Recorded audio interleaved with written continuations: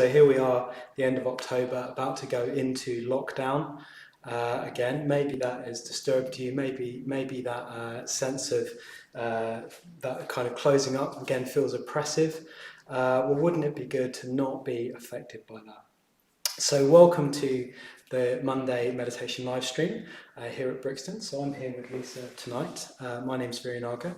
I'm one of the teachers here. And tonight we're going to be exploring equanimity. So a sense of balance, in emotional balance, a kind of resilience and integrity that I imagine will be really is valuable for all of us. And we're exploring that as part of this series on the Brahma Viharas, or what are called the divine abodes. So basically a sense of meditative states, or cognitive states, not only meditative states, but psychological states where they're rich and positive, and in a certain way aspects of the enlightened mind that we ourselves can experience day to day. We've got a good evening planned for you tonight. What's really helpful for us, what's really enjoyable, is to hear who's out there. So do say hi in the chat room. And here we are, we've got a few of us in the room here, but we're speaking to camera, so it's really lovely to hear that you're out there. So let us know, say hi, and we'll give you a shout out. And throughout the whole course, the whole class, do just, if you've got any questions, or after the talk or after meditation, do post them in the chat room. Lisa and I are going to be having a bit of a discussion about your questions and comments later on in the stream. So yeah, that's it from me. I will hand over to Lisa, who's going to lead us through a short body scan meditation, and then I'll be back in a moment to talk to you about equanimity. Okay, thanks Virinaga, and welcome everyone. It's really nice to see you tune in tonight.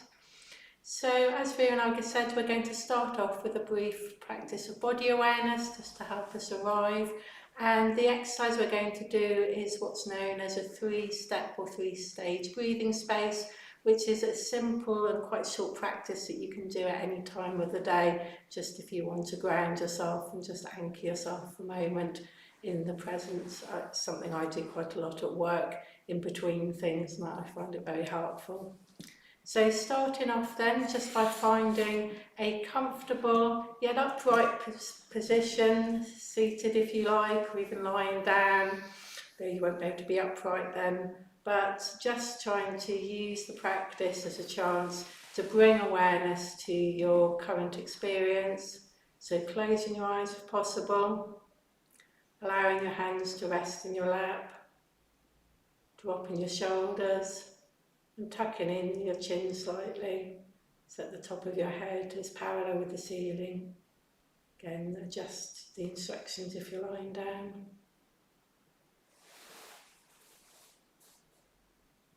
And the first step of the practice is simply bringing your awareness to your current experience. So noticing any bodily sensations,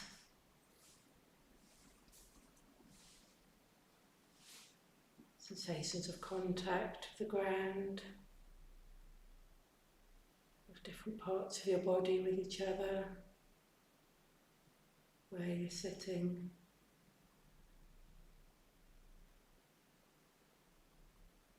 Any other sensations in your body, and whether the sensations are pleasant sensations, like tingling or warmth, perhaps unpleasant, like tension or aches. Just seeing if you can allow them to be there at the moment, recognising that they're part of your experience.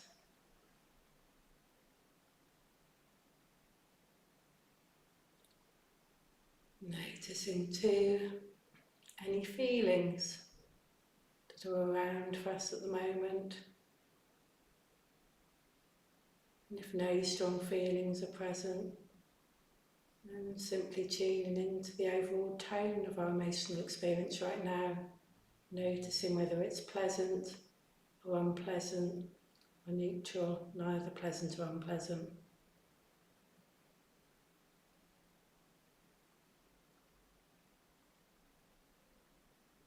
Now noticing any thoughts that are showing up in your mind at the moment.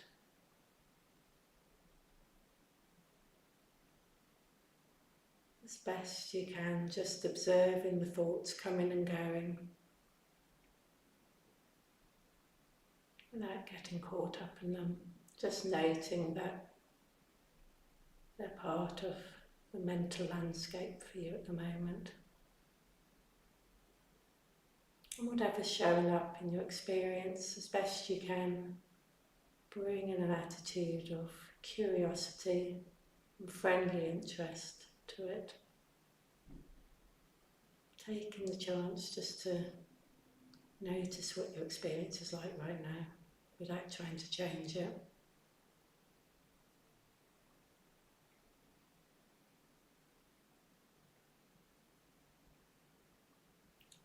And having tuned into our current experience, the second stage of the practice is gathering our awareness around the physical sensations of breathing. So dropping the awareness down into the abdomen and allowing our awareness to rest there and simply experience the sensations of the in-breath and the out-breath.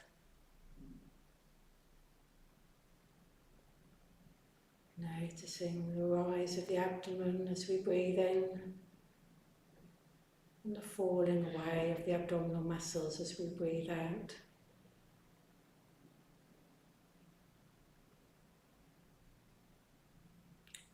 We're not trying to change the breath, just noticing, just experiencing how we're already breathing.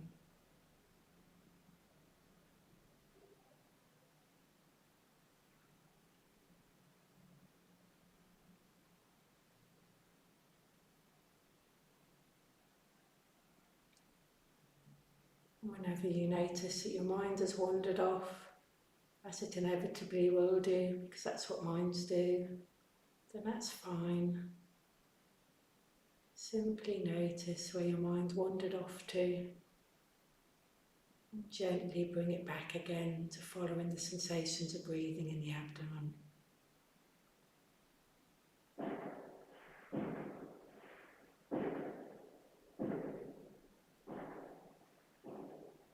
Whenever your attention wanders off,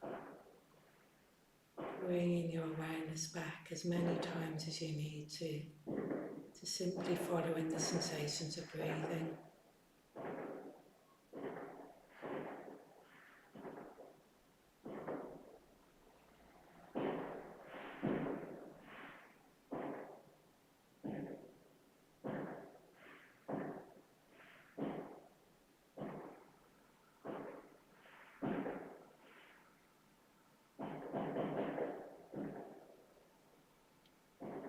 And now moving on to the third stage of the practice, expanding the awareness of the breath throughout the whole body.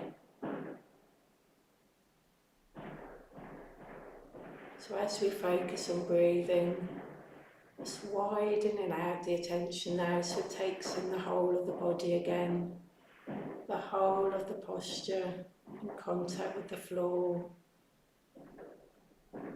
right up through our body to the crown of the head, and holding the whole body in a spacious awareness.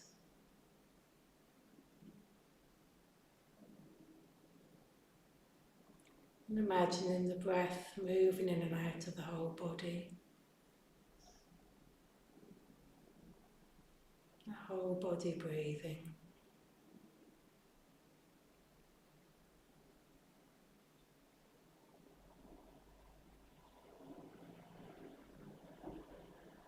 And whatever sensations you notice, noticing them from this wider container of the whole body, breathing in and out, breathing in and out with whatever sensations or feelings and thoughts are coming and going in the body.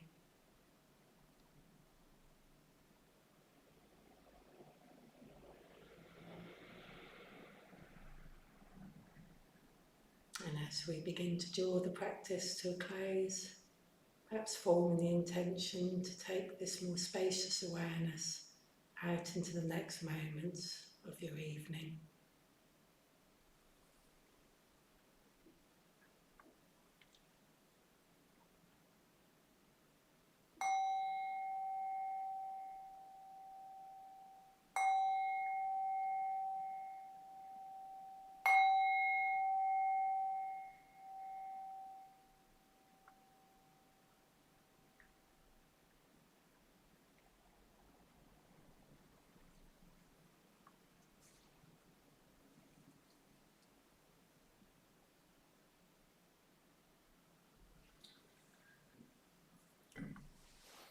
Thank you, Lisa. Yeah, that was really lovely. Yeah, thank you. Okay, so in a moment I'll talk a bit about Pekka, or equanimity. I'll just do a few shout-outs to people in the chat room before I go on to that. So, hi to Peter. We've got Debs. Nice to have you along, Debs. We've got Sarah, Gardipe, Camilla, Jill, Pam and Charlotte. So yeah, thank you for joining us. Really lovely to know that you're out there tuning in, watching us here at Everspace. I hope you got a sense of Brixton with all the fireworks going on and the trucks rolling by. That's one of the things I like about Brixton. There's just stuff going on all the time, isn't there? So good. Okay, so let's talk a little bit about Pekka. Pekka Bhavana. So if you tuned into any of the previous ones, you may know a bit about this set of Brahma Viharas, or divine abodes. So the first of which you'll probably be familiar with, metta. The word, but we always call them, it's usually like metta bhavana, karana bhavana, etc. Bhavana just means to cultivate, so active practices. So we have metta, the cultivation of metta, which is a kind of unconditional care or unconditional love for others, and for ourselves as well, actually. So we have the metta bhavana, we have the karana bhavana, which is compassion, where metta meets suffering. So cultivation of compassion particularly for in relation to suffering. We've got mudita bhavana, which is often translated as sympathetic joy. So where metta, where kindness or care meets joy, an appreciation of others, pleasures, enjoyments, successes, etc. And then we come on to a Pekka Bhavana, often translated as equanimity. There's a few issues with that, which I'll talk about in a moment, but it's interesting that it's the last one. It's the last one of these four. So all of them are quite rich, strong, emotional ones. And this one, equanimity, feels a bit different. It feels a little bit maybe perhaps outside of those. But it's definitely in a certain way the most elevated, the most refined of the states. And I want to just first of all counter often a wrong idea about equanimity that can easily creep in, which is that it's a kind of indifference, or a sort of sense of sort of not being affected. I don't know quite where it comes from, but there's a bit of a cultural idea. Perhaps it comes from kind of the ideas about Zen monks or Zen Buddhism, that you're sort of a block of wood, that things just kind of bounce off you and don't actually kind of lodge in and have an emotional effect on you. You're sort of a bit emotionally dead, or a bit indifferent, or something like that. So I want to just counter that straight away by saying it's definitely not what's meant by Pekka Bhavana. Equanimity is not indifference or even a lack of emotion. In fact, it's a very rich, emotional, abundant state that is relatively balanced, or is balanced. So we'll talk a bit about why that is in a moment, but I just really wanted to address that first of all. So we're not aiming to be dead. We're not aiming to be emotionally dead to what's going on around us, to be indifferent or removed from it, alienated from it. What it is more is it's a kind of it's a kind of, God, it's so hard, isn't it, to say. I mean, I was thinking about this actually. It's like, what have I got to say about equanimity? Like, what can I actually say about that? And I think I've got the experience of an emotional coolness. Like, I'm quite good in a crisis because I seem to go quite emotionally cool, and I'm quite rational in that moment. But that isn't quite it. That's not what I quite understand it to do. So I was thinking, okay, well, so what is it? So what is the actual state of upekkha bhavana? And I think it's interesting that it comes through those preceding stages, if you see what I mean. So it's like a composite emotion. It's something that comes out of your metta, your karuna, and your I can't remember the last one. Mudita. Thank you, Lisa. Yeah. So it's sort of like one is alive to those experiences in ourselves and in others, and the kind of culmination of that is almost a realization. It's a kind of understanding of the way things are, in a way, and out of that arises this state of equanimity or upekkha. And so I was thinking in a certain way, in the same way that you've got, metta meeting suffering is karuna, and metta meeting joy is mudita. In a certain way, I think upekkha is kind of metta meeting wisdom, if you see what I mean, or meeting insight, meeting understanding. And it's sort of like we, as Buddhist practitioners, one of the core teachings of Buddhism is that what we'd call, sometimes called conditioned co-production, that things arise on the basis of conditions.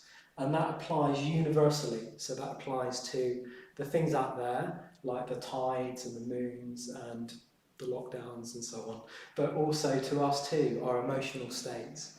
So to understand that, to really see that our kind of joys and sufferings arise on the basis of conditions, that i.e. we don't have that much control over them in a certain way. We might be able to do something about the conditions, but we can't affect the arising of them, is to see that actually they're not, in a certain way we don't have to take these things so personally. We don't have to kind of take these joys or sufferings so personally. And out of that, I think, can arise this feeling, can arise this equanimity, that in a certain way we accept the joys and sufferings in our lives, in a way. And we accept them without either trying to push them away, trying to change our lives to fit what we want, or in a certain way grasp them if they're enjoyable things, like we want, like I'd quite like to go see my partner right now, but I can't, so I kind of have to just kind of accept that. And if I fight against it, that's going to cause me suffering. But if I accept it, it's easier in a way. So I've been thinking of upekkha is very much when our kind of metta, our kind of care or love, meets that wisdom, meets, like, in a certain way we have a glimpse into how things really are, and out of that arises. So I also want to just say that upekkha isn't the kind of wisdom or insight itself. It's not rational. It's not just a kind of rational understanding. It's almost like the experience of having that understanding about the nature of reality. That makes sense. So it's the experience of having that understanding about the nature of reality. So if we can live our lives out of that wisdom, out of that insight, then the physical experience we have is one of upekkha or equanimity, a sense of kind of balance, a sense of feeling as though we can move in any direction. We can actually be responsive rather than indifferent. We can be responsive to joys, we can be responsive to suffering, we can resonate with another person, we can resonate with what's going on in ourselves. So in a certain way we're perfectly poised, we're perfectly balanced to act in different ways. So that's what I've been thinking about, in a way.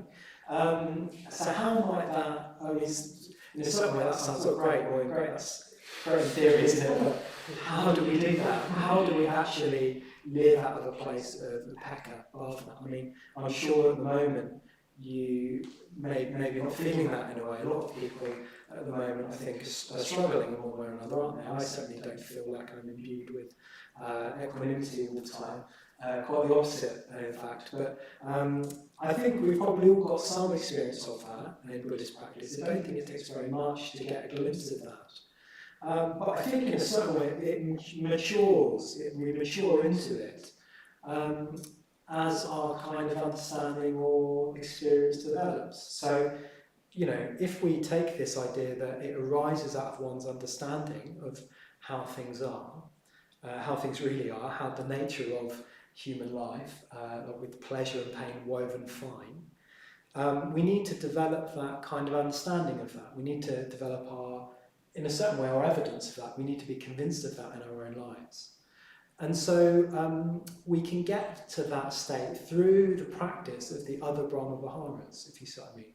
So through the practice of metta, by cultivating that sense of care or kindness or love, through really experiencing both our own and others' suffering, really emotionally responding to that, and really emotionally responding to joys as well, to our own joys and pleasures and others as well, and rejoicing in people. And I think the more we can do that, the more we can really kind of, experience, feel into those spaces, the more it will, for us, I think, start to settle in that, we'll have a how to put it, a kind of more realistic or appropriate understanding of the way things are.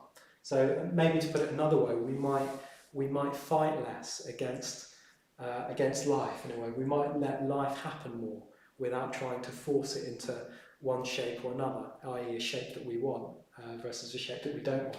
We can just let life happen a bit more. So yeah, but that, of course, as I said at the beginning, doesn't mean a kind of indifference or a separation from what's going on. If you imagine what it might be like to really work on our practice of compassion, practice of metta, practice of mudita, sympathetic joy. I mean, that is just going to make us alive, isn't it? It's going to make us emotionally alive with what's going on for us. So a Upekkha Bhavana is this kind of combined state whereby we are really open to all of those emotions going on for ourselves and for others. Yet they're kind of held in a framework of something much grander, something much bigger. If you like, they're sort of held in bigger landscape in a way. We're able to see the kind of wood for the trees. We're able to see that joys and sufferings are just part of life, and accept them. Maybe we also appreciate that they're not the entirety of everything, and maybe we don't fight so much against them. So that's what I want to kind of make the point of, in a way, that it's a rich space of spiritual abundance. And when I was thinking a bit about this talk, I looked up a few other things about Upekkha, and it's interesting that it's most strongly associated with a kind of archetypal Buddha figure called Ratnasambhava. So some of you may be familiar with Ratnasambhava.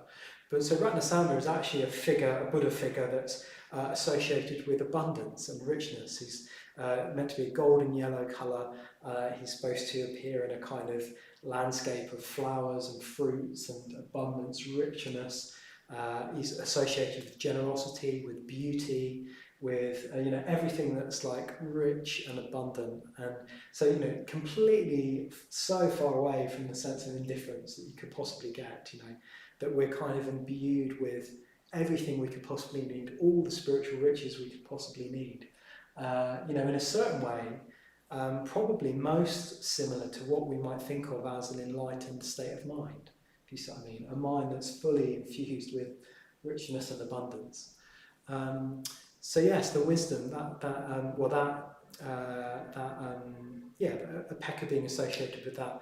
And interestingly, each of these, if you know anything about the what are called the archetypal Buddhas, or the four Buddha figures, each of them, there's four of them, a set of four, and they've got different characteristics, and they're meant to be a kind of expression of different aspects of the enlightened mind. But each of them is said to be associated with a certain type of wisdom, and or a certain type of kind of, if you like, a mental framework, or kind of way of engaging. with the world around you. And Ratnasambhava is associated with wisdom called the wisdom of equality, wisdom of so not only do you have this richness, but he sort of sees, if you like, the beauty in everything. He sees the wonder in everything. And I was thinking that, there's a really interesting association there, isn't there? Because the practice of any of these Brahma Viharas, the practice of Apeksha Bhavana, is the practice of appreciating, in a certain way, humanness in everybody. Appreciating the fact that everyone has these joys and sufferings.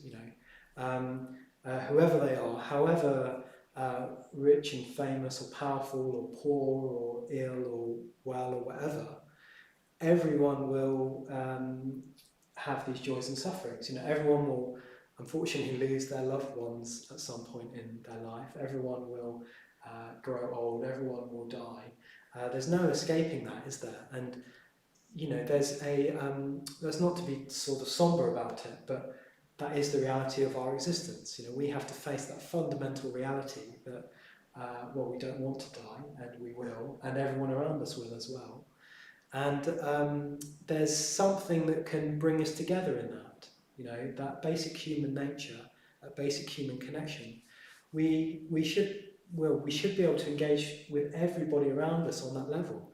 The person that you buy your milk off of in the corner shop, your boss that maybe you don't get on with, your ex-partners, whatever, people that we've both had we have a positive association with people, we have a negative association with, are all in this kind of existential situation together with us. So even if you don't agree with them, I'm aware that there's quite a lot of politics around at the moment, isn't there? We're on the eve of the US election, which I'm sure will be followed worldwide, and there's a lot of polarisation happening there, isn't there? You're very staunchly in one camp or another. There doesn't seem to be a lot of middle ground there. So whether or not you agree with the people on the opposite end of that political spectrum, they're still in the same existential situation as yourself. And it just so happens that their kind of response to that is this one approach. Your response to that might be this other approach. And whether or not that's kind of skillful or useful or constructive, it's still a response to that existential critical situation, isn't it? People are just trying to, in a certain way, get by, to be happy, to get to, in a certain way, arrange their life in a way that they think will give them the most joy and the least suffering. So given that we're all in that place, that is where I think equanimity can be found, that kind of appreciation and understanding. And hopefully, that imaginative leap. What will it take to connect with those other people that maybe actually have different viewpoints to our own? In that there lies a seed of, connection, isn't there? That is how we can do the metta bhavana for the difficult person. That's how we can do the mudita bhavana for the difficult person, and so on. Yes. So maybe, I don't know how long I've been talking, but maybe I'll stop talking. I'm prone to running on a bit. So I believe Lisa's going to lead us through the Apeksha Bhavana practice. And then what we'll do is we'll come back and have a little discussion. If you've got any questions or points you'd like us to talk about or answer, or indeed anyone in the room as well, let us know in the chat room, and we'll be able to, we'll say something about that after the meditation. Yeah. So maybe I'll hand over to you. Thank you. Okay, so I will lead us through the practice of the Apeksha Bhavana now, and it's in 5 stages. So for those of you who are familiar with the Metta Bhavana, it's similar stages to that, but in slightly different order. So we start off with cultivating equanimity towards ourselves. Then we think of the neutral person then, so somebody who we have some contact with in our daily lives, but who it's only like a passing contact, we don't really know anything about them. We then move on to thinking about a good friend, then on to somebody who's classically called the enemy, but might not be that dramatic. Probably somebody who we might think about in our recent experiences having had a bit of difficulty with. And then lastly, then we sort of extend it outwards then to encompass as many people as we can include. So and you don't have to remember all of that because I will guide us through the stages. So starting off then, just by finding again a comfortable posture to sit in. So combining a sense of ease with a sense of uprightness, so trying to get a sense of uplift from the base of your body, perhaps gently lifting up your spine from your root, but without any sense of tension or straining. Just allowing your hands to fall, your shoulders. And again, tucking your chin in a little bit to line up the back of your head with your shoulders and back.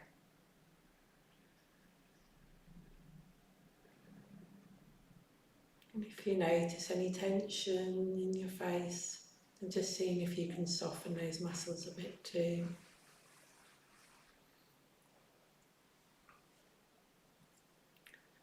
And starting off again just by connecting with the sensations of breathing.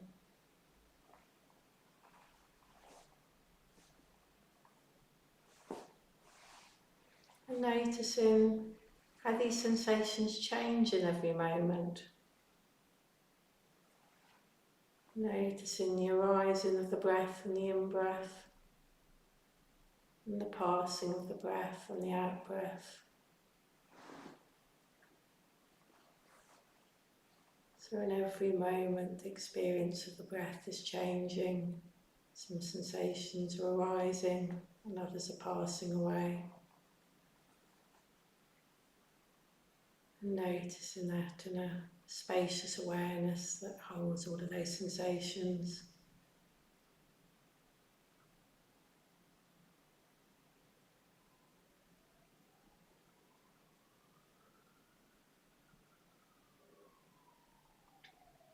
And expanding your awareness now to take in the whole of the body.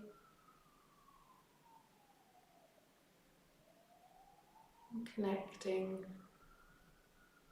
with all the sensations and feelings and thoughts within this container of our bodies.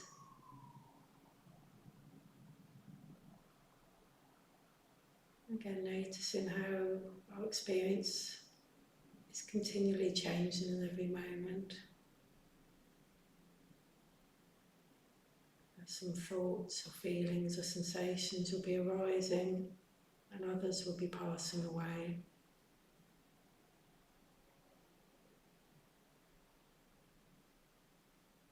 Now all these are contained within our awareness.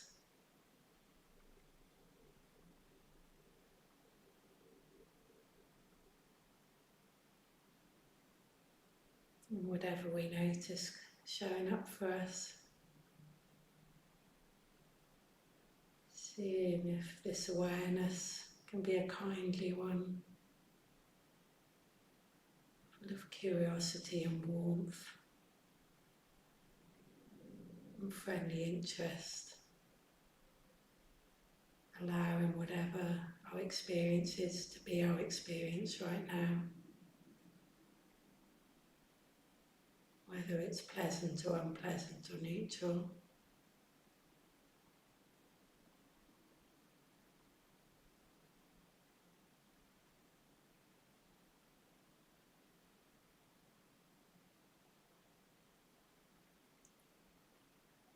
And as we sit here aware of our breathing and our bodies,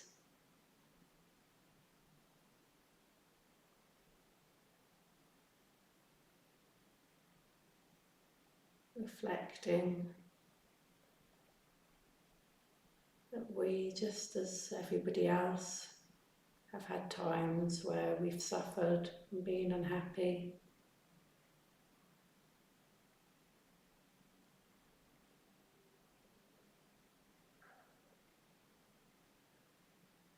And at other times, we've experienced happiness and joy.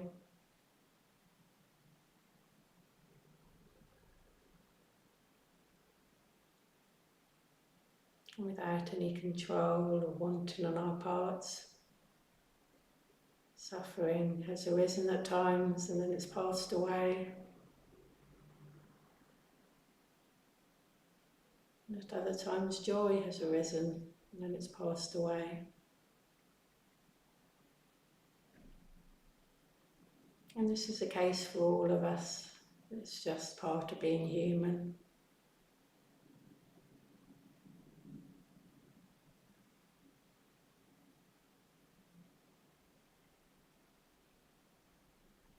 And we can be aware of this.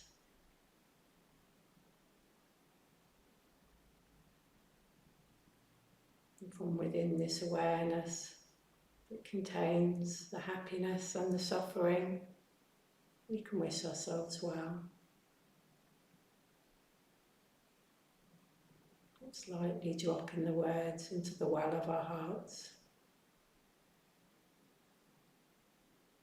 Just being open to whatever response might emerge.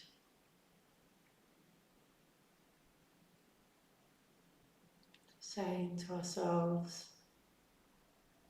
may I be well and happy.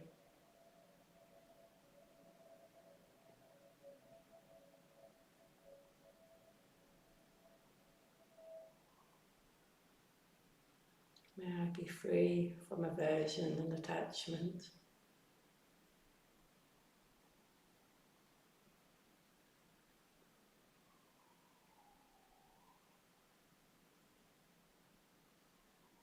May I abide in peace.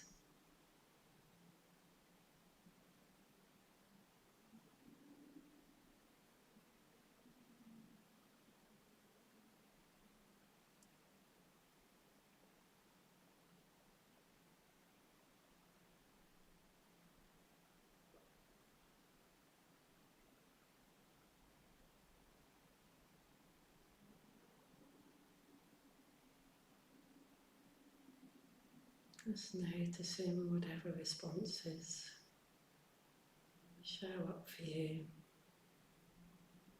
and bringing kindness to them, curiosity. You wish yourself well.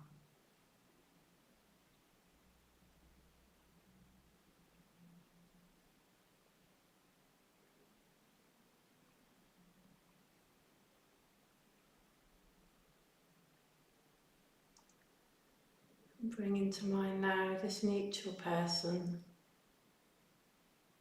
This person we might see, perhaps somebody who serves us in the shop, we see on our daily commute. We don't know, but who's there in the background of our lives. And even though we don't know them, we do know that they too will have their moments of suffering, their moments of loss, of difficulty.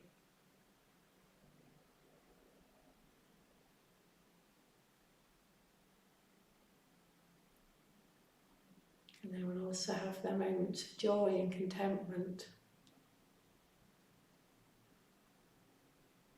just as we do.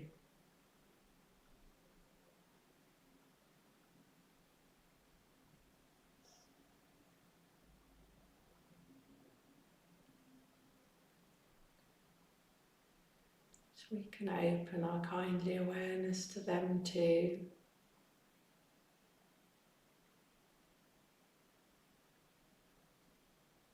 Holding in our awareness, our knowledge of the fluctuations of happiness and suffering, and from this bigger perspective we can wish them well. May you be well and happy.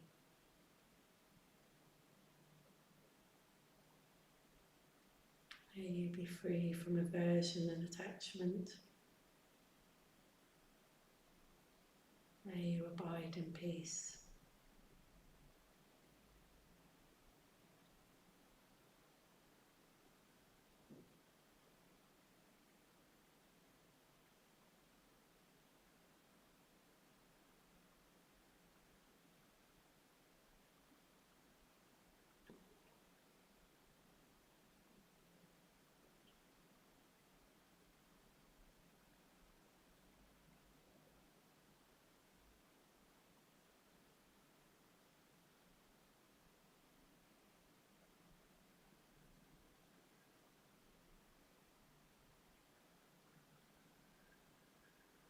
Now call into mind our good friend.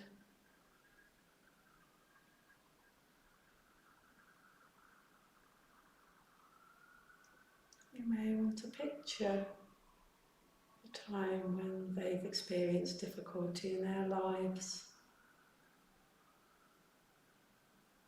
And open your heart to them in the context of their difficulty.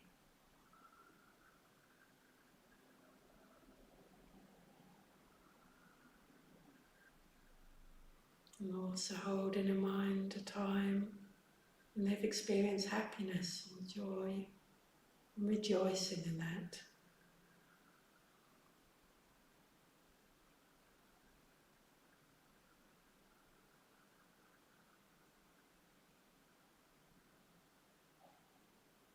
And from this greater awareness, wishing them well too.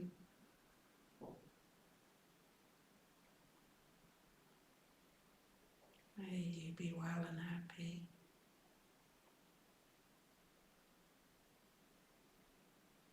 May you be free from aversion and attachment.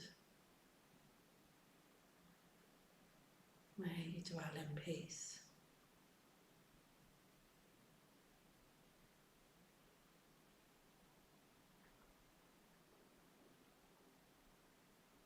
Turn into your friend. In times of difficulty and joy, extending the same well wishes for them.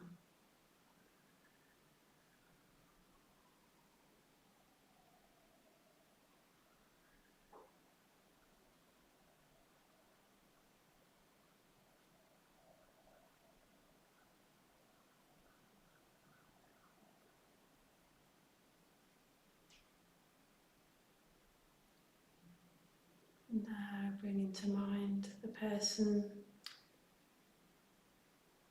with whom you've experienced a difficulty with.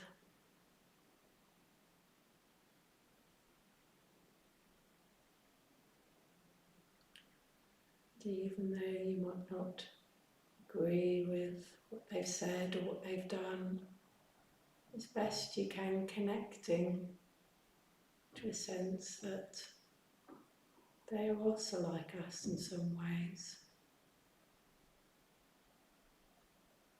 There are times when they've experienced suffering that they haven't wanted.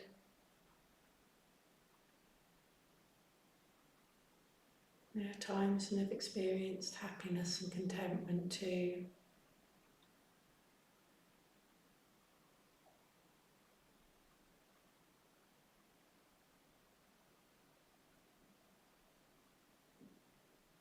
In the whole spectrum of their experience, wishing them well.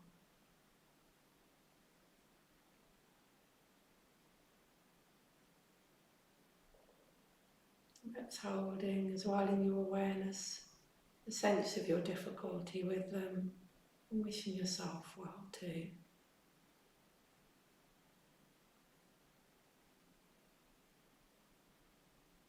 As best you can, extending the well wishes to this difficult person. May you be well and happy. May you be free from aversion and attachment. May you dwell in peace.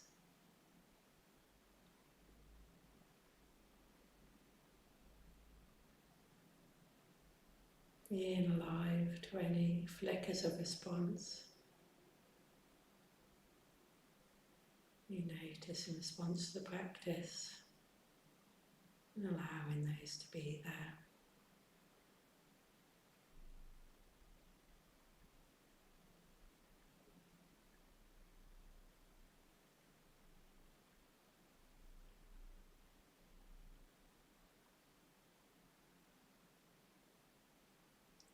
Bringing the awareness back to sitting, the sensations of breathing,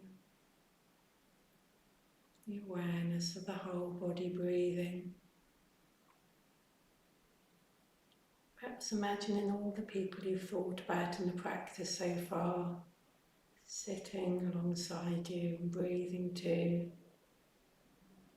wishing them well, wishing them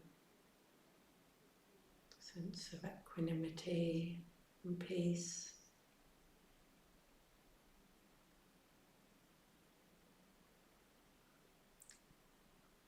Perhaps reflecting that as we sit here, millions of people, of living beings right now, we're all having their own experiences, the whole spectrum of experience.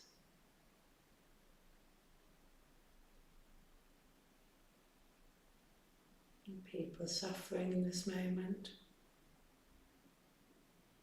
people experiencing joy in this moment, people being born, people passing away.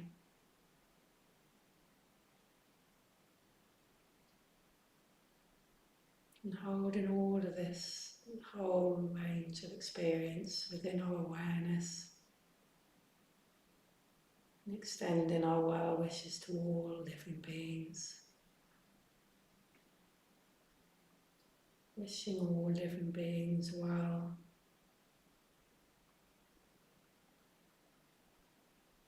In the context of whatever they're experiencing right now.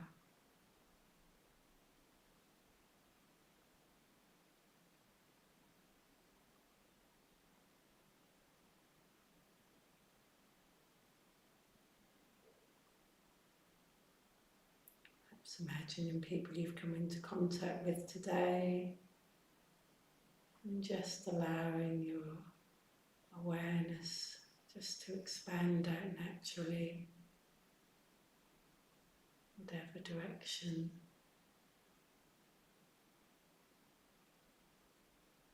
feels right to you at the moment.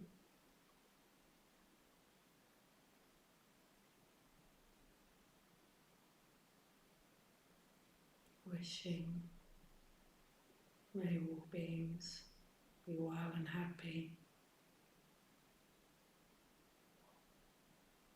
May all beings be free from aversion and attachment. May all beings dwell in peace.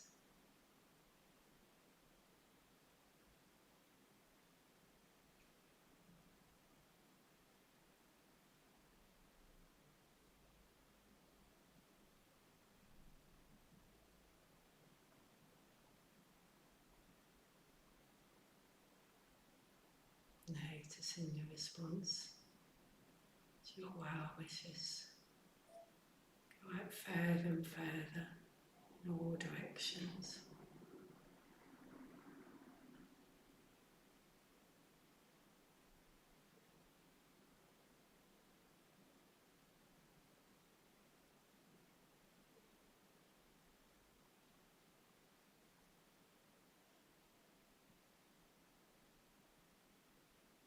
Then simply coming back again to the experience, just sitting here, aware of the bodily sensations and the breath moving in and out of the body.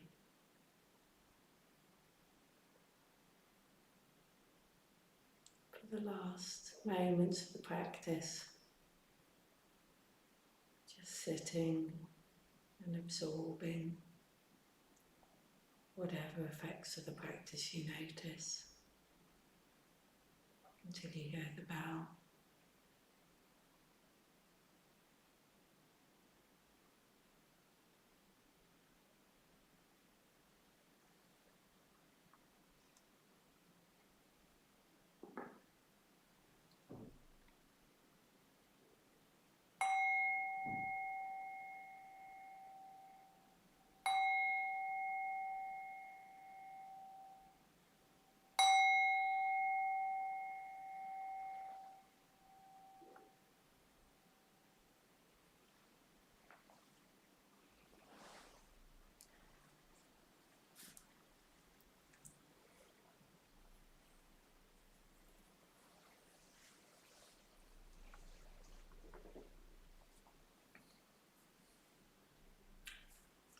thank you. Yeah, very good.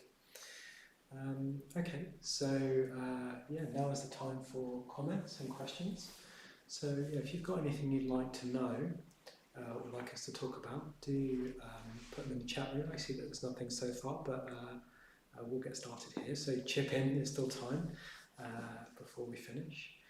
So maybe I'll just put it around to the room, and maybe even to Lisa as well, and just see if you've got any questions or comments. Jack? I'm kind of struggling to see the distinction between this and the metta bhavna. I find the other one's quite clear. They're almost at different poles, you know. It's kind of mudita is like it's a you're kind of reflecting on a more positive state that someone could be in, and karana, you're reflecting on a state of suffering. So I can see that scale and how you're just hitting different points of the scale. Whereas this one, I'm just not quite sure exactly what the distinction is between metta and upeksha, is that right? Yeah, that's right. No, that's good, that's really good. In a certain way, it's not so clear, if you see what I mean. The fact that it's the last of the Brahma Viharas, in a way, is because it's a sort of a composite of them. So it includes metta, it includes karana, and it includes mudita, if you see what I mean. So it's less, it's not a single experience, it's more like, in a certain way, zooming out. So whereas like your metta, your karana and your mudita are kind of like a focus on like getting the microscope out and having a close look at them, this is much more like zooming out and seeing the whole kind of tapestry of human experience, if you see what I mean. So yeah, it's a good question because it's not really distinct. It's much more about the whole thing. Can I ask one follow-up question? Yeah. So you said that karana and mudita and metta are more kind of zoomed in, focusing on a more specific kind of, I guess, emotional state you're trying to cultivate. So, because I always thought, I never thought of metta as being that specific. Yeah, I understand that upeksha is this broad composite. It's kind of responsive and comprehensive. But in that case, what exactly are we doing with metta?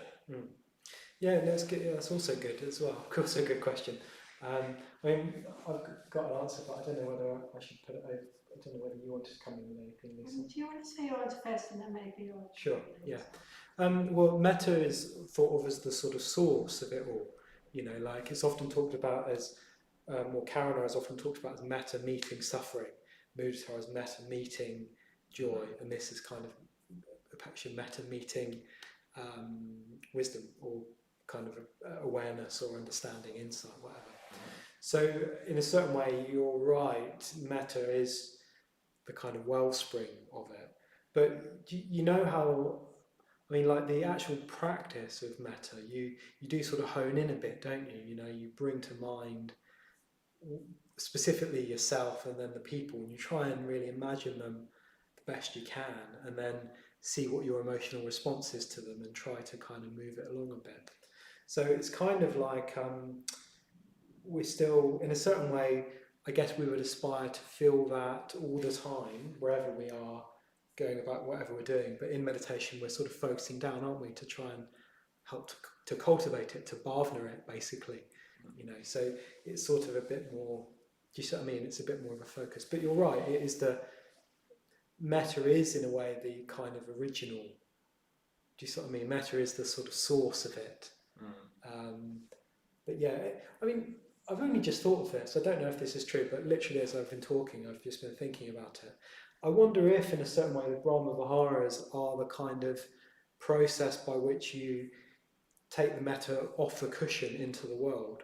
Do you sort of see what I mean? So your metta is you in meditation on your own. Your sort of karana is you imagining suffering in others. your mudita is you imagining the joy in others, and your upeksha is sort of then you taking that metta and zooming out a bit more. I mean, we have that in the practice itself, don't we? The stages get bigger. I wonder if in a certain way the Brahma Viharas mirror that.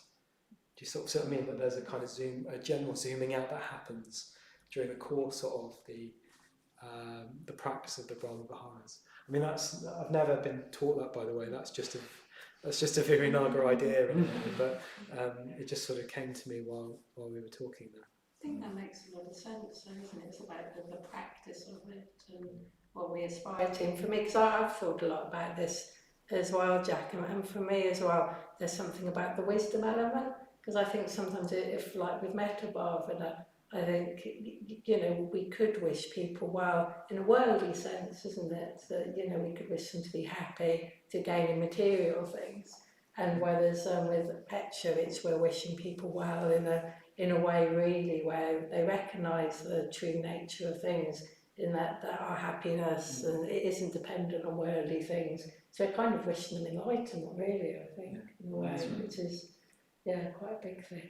And it just made me think, particularly those characters that we sort of love to hate in a way, maybe those, well, not naming any names, but certain divisive figures that we might feel strongly about, we have to somehow wish them well as well. And what are we wishing them? We're certainly not wishing them to get what they want necessarily, but we're wishing them, we are wishing just what you're saying, aren't we? We're wishing them a kind of a spiritual growth, a spiritual development.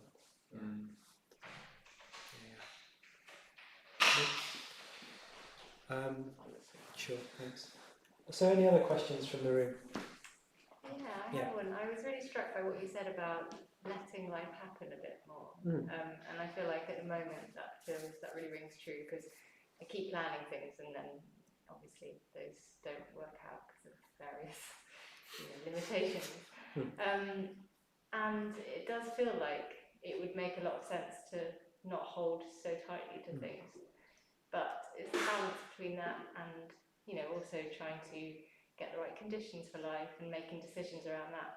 So I'm just curious to know a bit more about how to let life happen. Yeah, thanks, Francis. In a certain way I could have said more about that in the talk, I think, because there is something around we just want to be a bit more wise in a way, and not knowing when to kind of make effort and when to just kind of let it happen.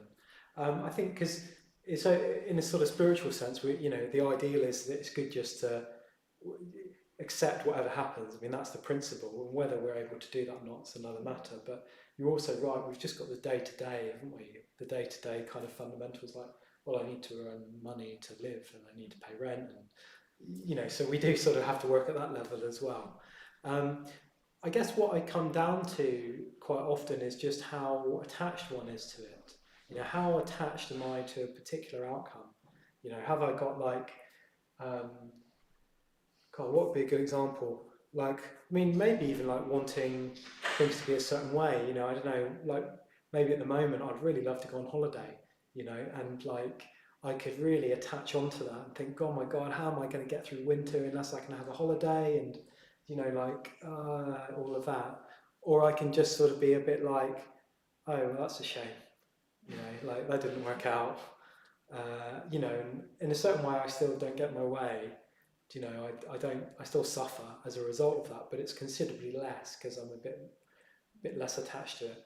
So, we do, I don't know if you've got specific examples you're thinking about, but we do sort of need to navigate our life, don't we? And make decisions and make choices and try to think, oh, well, this much work or this job or that much time off, or live with this person, live with that person, whatever. But we can be, it's how much we kind of place our happiness on it, if you see what I mean. Yeah, because I guess the fundamental teaching of Buddhism is that nothing in the mundane sense can be relied on to make us happy. That if we look to our job, our relationship, our wealth, our fame, our power to make us happy, we're going to get let down by that. So it's sort of fine in a certain way to have those things. There's nothing wrong with having any of those things. But if we put all of our happiness on them, well, it's going to come crashing down. So I think of it more like that. I don't know if that's sort of, I feel like I've ranged around a bit, but I don't know if that's sort of what you... I like the thing of like how attached you are to it being a kind of barometer of, you know, how healthy kind of relationship you're having with that plan or that thought or that decision. Yeah, that's really useful. Like or not, we have got a really good opportunity at the moment to practice letting life happen, haven't we? So I think during the first lockdown, I really noticed just how attached I was to planning, and that's my way of trying to manage like my anxieties about things, is to form plans. And of course, you know, I'd form plans that would dissolve as soon as I made them, because you know, things would change that were totally beyond our control. And I think once I let go of that, I mean, it didn't work all the time, but there was a peace in that. So I think, well, I don't have to struggle with this anymore. I will just, you know, let it happen a bit. I mean, I would just add that little point around it's not indifference. It's not just being indifferent to what happens and like, oh, well, whatever happens, just let it fine, just let it hit me sort of thing. It's definitely that. It's definitely feeling it. Oh, that's disappointing, that didn't work out. Or, oh, that's exciting, I'm excited about that. So it's definitely feeling it, if you know what I mean, but it's also not being sort of all in to that idea of working out or not. Do you see what I mean? Because the sort of near enemy of equanimity is this indifference, where you don't let anything actually emotionally move you, and you just can't live. That's not living. To be emotionally flat or to be indifferent, you know, that's depression, isn't it? You know, so. Yeah, I mean, the odd time I've managed it, it's definitely a practice for me. I found that if you do turn towards the energy of the disappointment, whatever, and that does release, then if you've got this vibrancy where you are more alive and in tune with things, isn't it, rather than trying to numb things off. I mean, you set me off now a little bit, but you know, a sense of humour can be really good, because it's sort of like, oh, typical. Of course it's going to go wrong, you know. Oh, this is life. Here we go, lockdown again. You know? So you know what I mean? It can really be quite helpful to just be a bit like, have that sense of humour, because it's just like, in a certain way, that is what's going to happen, you know. So we may as well kind of be light with it. We may laugh about it, you know, well, the best we can. Yeah. Maybe I'll just check the chat room to see if there's any other questions. No questions so far. So that's it. We've run over slightly, so do you want to finish up? Yeah, absolutely. So there are just a couple of things at the end. The first was our Dharma appeal, which is our appeal for your generosity. And it was really nice that you mentioned about the Sambhava, actually. He's our archetype of generosity. And we really rely on people's generosity to keep the classes going. We don't have a fixed charge for the classes, but we rely on donations. So the figure that we need to keep everything going is 2,000 a month. I don't know if Cheryl can put up the magic tarnometer, which we can't see, but we can trust is here. And that's really what we need. It includes things like the room hire, which is about half of the amount we need every month, and also things like equipment, like sort of like connectivity, the like wages for the 3 part-time members we employ, and all the other resources that we need. So whatever you can spare is really, really gratefully accepted. So far this month you will see that we've raised I think just over £900 so far, and that's through monthly donations, and that's so helpful as well when we get monthly donations, because we can plan what we're spending. So thank you. It's the 2nd of November, so that's really great already. But yeah, please do spare what you can. And just to say as well, we haven't got it this month, but last month we absolutely smashed our target by quite a few £1,000s, which was mainly due to one like sort of massive donation of just under £3,000. So thank you so much for that, and to everybody else who contributed. It really enables us to keep everything going, so thank you.